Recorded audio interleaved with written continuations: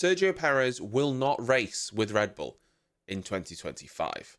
Now, this isn't shocking news. I think most of us saw this coming. But before we digest it and talk about his replacement, let's just look at the statement issued by Sergio Perez and Red Bull. Checo said, "I'm incredibly grateful for the past 4 years with Oracle Red Bull Racing and for the opportunity to race with such an amazing team. Driving for Red Bull has been an unforgettable experience, and I'll always cherish the successes we achieved together. We broke records, reached remarkable milestones, and I've had the privilege of meeting so many incredible people along the way. A big thank you to every person in the team, from the management, engineers and mechanics, catering, hospitality, kitchen, marketing and communications, as well as everyone at Milton Keynes. I wish you all the best for the future. It's also been an honour to race alongside Max as a teammate all these years and to share in our success. A special thank you goes out to the fans around the world, and especially to the Mexican fans for your unwavering support every day. We'll meet soon again, and remember, never give up." A very elegant sort of speech from Perez, who must be hurting because he was so adamant he was going to be racing next year. Christian Horner then went on to say, "I would like to thank Checo for all he has done for Oracle Red Bull Racing over the past 4 seasons. From the moment he joined in 2021, he proved himself to be an extraordinary team player, helping us to 2 Constructors' titles and our first 1-2 finish in the Drivers' Championship. His 5 wins, all on street circuits, by the way. His only wins with Red Bull were on street circuits, were also a spectacular mark of his determination to always push the limit. Checo will not race for the team next season. He will always be an extremely popular team member and a treasured part of our history. Thank you, Checo." And then the problem with this is Checo's a really nice guy, and everyone wants Sergio Perez to stay for that reason. But the reality is, he hasn't been good for a long time. Now, good is a relative term. Is he a good driver? Sure, he's a good driver, but he's not a great driver. People like Max Verstappen, Charles Leclerc, you could argue Alonso, Hamilton, these sort of drivers are the upper echelon of drivers, and Sergio Perez isn't there. I saw a little stat on social media which kind of blew my mind. The gap this season in points from Verstappen to Perez is more than the gap between every other teammate. So Charles Leclerc to Sainz, etc. All of those gaps combined is still less than the gap from Perez to Verstappen. Now, you could say, well, Max is an exceptional driver.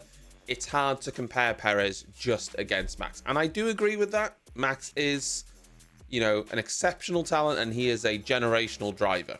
And we won't see a driver like him probably for a long time. However, Perez hasn't even been maximizing the car. Forget the benchmark. No one's expecting him to beat Verstappen. He hasn't even been finishing on the podium regularly. Yet he's been getting knocked out in Q1s, in Q2s. It's not been good. And interestingly, Horner claims Perez has chosen to take time away from Formula One and spend it with his family, which is interesting because at the last race of the season, up until that last race, he was adamant he was going to be here next year. In fact, he was making a point, no, I'm here, I've got a contract. Which takes me on to something really, really poignant. Why on earth did they re-sign him in June? They gave him a new 2-year contract in June. So at that point, they must have believed he was going to be able to turn a corner. Now, this stung the team, Perez's performance this year, because as Helmut Marko has pointed out numerous times, the team, in terms of, when I say the team, I'm talking about the mechanics and everyone involved with the team, their bonuses are tied to the Constructors' Championship and not the drivers. And of course, they didn't win that. And it might seem harsh, but the reason they didn't win it is Sergio Perez. If he's just having even slightly better performances and finishing in third, fourth regularly, they would have won the championship. But they didn't. From what Horner has said, Perez will remain with the team in some capacity, just obviously not a driver. So it's a weird situation because obviously there was something in the contract that Perez felt, I've got something over them here. But they've obviously come to an agreement. Horner's saying Perez has chosen to, spend time with family, but ultimately it feels like he's been pushed out, and I feel like they've made a point to him saying, listen, you're not racing next year. You either step aside and do this gracefully, or we do it the other way. Which leads me on to who's going to be driving in his place. Well, that's going to be Liam Lawson. He got his opportunity at RB replacing Daniel Ricciardo, and now he's been bumped up to the senior position at Red Bull Racing. In the Red Bull statement, Christian Horner says, "I'm delighted to announce that Liam Lawson will join the team in 2025. Liam's performances over the course of his 2 stints with Visa Cash App Racing Bulls, still hate that name, have demonstrated that he's not only capable of delivering strong results, but he's also a real racer, not afraid to mix it with the best and come out on top." I'm not really sure if I agree with that. I'm not sure his results have been great, if I'm being honest. His arrival continues the team's long history of promoting from within the Red Bull Junior program. Sorry. And he follows in the footsteps of championship and race-winning drivers such as Sebastian Vettel and, of course, Max Verstappen. There's no doubt racing alongside Max, a 4-time champion, and undoubtedly one of the greatest drivers ever seen in Formula One, is a daunting task. But I'm sure Liam can rise to that challenge and deliver some outstanding results for us next year. No pressure then.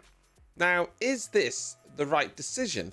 And should it have been Yuki Tsunoda? For some reason, they don't love Yuki Tsunoda in that Red Bull seat. And I think, honestly, it's got a lot to do with his temperament. He's still really feisty, really... There's something about him that feels a little bit uncontrolled still on the radio. He's definitely got the pace, and Helmut Marko says that his technical feedback's really good. But ultimately, I don't think they want to put him next to Max Verstappen. Is Liam Lawson the right fit for that other Red Bull seat? That's the question. Ultimately, how many options did they have? Christian Horner said it was between Yuki Tsunoda and Liam Lawson. But Yuki Tsunoda is going to be pretty angry, I think. He's been with that RB team now for a while. He's beaten the teammates put in front of him. He's shown pace. He showed at the recent test that he's got good technical knowledge. And yet the guy that's only been at the team for a couple of races is getting the RB seat, or the Red Bull seat, ahead of him. He has to really look at himself and say, oh, hold on, you're obviously not going to give me an opportunity here. So, why am I even bothering? Lawson, he's now got a chance to prove how good he is or isn't. My instinct says that it won't go great. That's my instinct, but we'll have to wait and see. Time will tell.